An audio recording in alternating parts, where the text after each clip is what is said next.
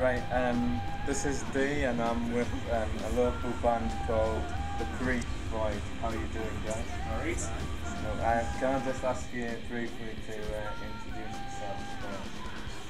I'm Chris Devell. I am Chris. Play guitar. Hi.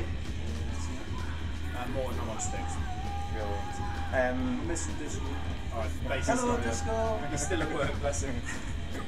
Now, tell us the story behind the name The Creek Void. Chris. So Liam. That's it. Made a fanzine. We made a magazine about 2 years ago in our old band. Yeah. Just a name that never materialised. Just sat down. I left my other band. Started a new one. Made the name. Did everyone agree on it? It's just a case of coming in and playing music and stuff. I didn't know what the name of the band was until about 2 weeks ago. So are we the Creek Void or the other band? Creek Void. Didn't see the place. Just like if you Google it, it's the best one. Sure. So, in 3 words, describe your band. Alternative. That's not 3 words. It is. Oh, well, that is a word. In 3 words. Absolute utter shit. I don't know. The Creek Void. Creepy alternative rock. Loud, quiet. Right. That's 3 there again. Well done. Loud and quiet. Punk making babies. So, who are your influences? For this band, though. Yeah, for this one. It's not going to be. No, but could have been personal influences, you know. For this band, probably Queens of Stone Age and Silverchair. Bit of Muse thrown in there as well. I'd say Robbie Williams for me, like. Robbie Williams. Yeah, gonna be a bit of Robbie Williams, like. Supposedly. Yeah, it's gonna be that, man. Now, on August the 31st, you performed at Dumfries. What was that experience like for you? Same as the last 2 times we played with a shit song. I kind of thought the sound like the sound was good in parts, just it's the wrong type of venue, you know, it's very long. It's what it is, you know, it's a downstairs basement bar and very hard to get the sound right in there, one. But it was a good gig. It was good first gig. Good first gig, so we're kind of really confident. And for the first gig, how did you find the reaction of the audience? It seemed alright, like. I mean, It wasn't too bad. the rest, a lot of the other bands that were on were indie bands, weren't they? So it wasn't really sort of. It wasn't a good mix of bands, No, genre, not really. to be honest, but They didn't even watch us. We sat through all day dribbling. We fucked up. So they didn't lend us the kids. So. Yeah, exactly. So what do you think's been your greatest achievement this year? asking me to join the band.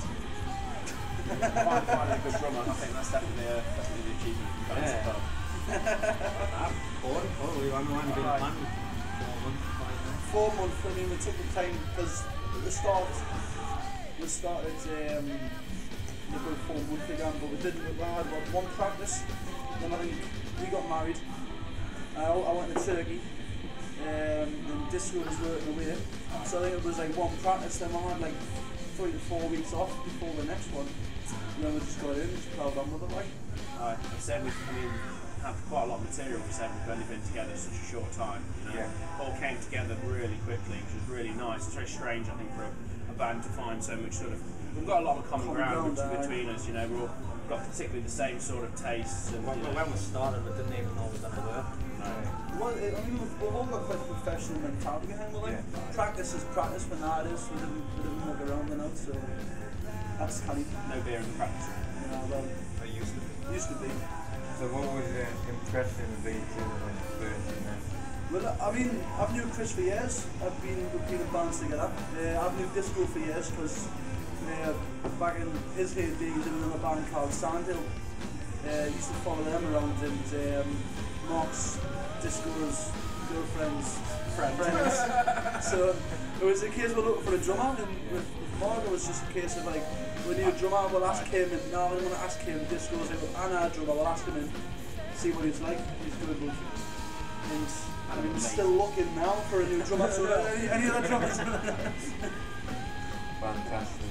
Now, why is it you chose this particular genre of music? Just progression as a musician, I guess. Like, when you first start, you do 3-chord punk, because that's all you can do.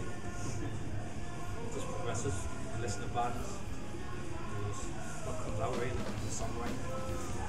It's a weird song, though, to be honest. And yeah, you get songs and you write them at home. And it's like, what is it? If you were friends. So I just wanted to bring this one type sound and sound out like what I had in my head and come out. It's actually something better. Is that one with the amazing bass line? It was I just don't know what the song's called still. if we were friends. I just remember I was sitting in Chris's, and Chris has got, he's got the acoustic guitar, and he's got, he's fiddling, and what do you think of that? I was like, that's funny. And then he said, like, what about the lyrics? I try and sing them like this, so I tried. He said, oh, that's exactly how I want it. Got into practice, and it was just like everything was just chucked out the window. Well, what happened is Dean, who's not here, came in with this amazing bass line, didn't he? And then I was like, well, the bass line's better than the guitar riff, so I'll follow that instead. So it all basically goes on the bass line instead, which is the bass line's slightly off from the guitar, which it gives it a really nice sort of sound, makes it sound really different, and all the drums are on the offbeat, which makes it sort of sound really progressive, so it's sort of pushing it along. So it's quite nice. And what did the producer say when we were recording? It's something like you can't do it. Something like He said there was a bit on the drums. A bit on the drums that's impossible to actually It's play. actually impossible to do. I don't know how he pulled it off. So I suppose that was a good compliment. It's about as good as it gets, I think. Did you pull it off though? Yes, I did. Of course I did. It's fine. Just put the talk. Brilliant. For him, it's just. So when it comes to writing lyrics for your songs, take us through the steps you take to create it. So I come into practice, look at the sheet of paper that Chris has wrote on. It's honestly, we got a phone call with Chris. We're going to do a band. He went, right, says you got any objections about me writing the lyrics? I went, nope, not one. So it's just a case of, I mean, sometimes you just come in and I'm not 100% happy with these lyrics. They may have changed them. But I mean, I'd say 90% of the lyrics are going to express like. It basically sort of starts with Chris coming together with a riff or something like that, and then putting it into practice with some lyrics that will sort of go with it, and then just sort of throwing it together. I mean, we're all not terrible musicians, but we've all been playing for a fair amount of time. We can sort of know what goes with what. So it's just a matter of finding what goes, so what goes with what, and then throwing some bass in and some drums. Dean is the bassist. He's very good. He's quite he's quite good at writing himself. Good bass lines and stuff. So I mean, Chris tends to start off with this sort of the basic sort of the groundworks as it was, and then we all sort of build up from there. Words are just things that are lying around.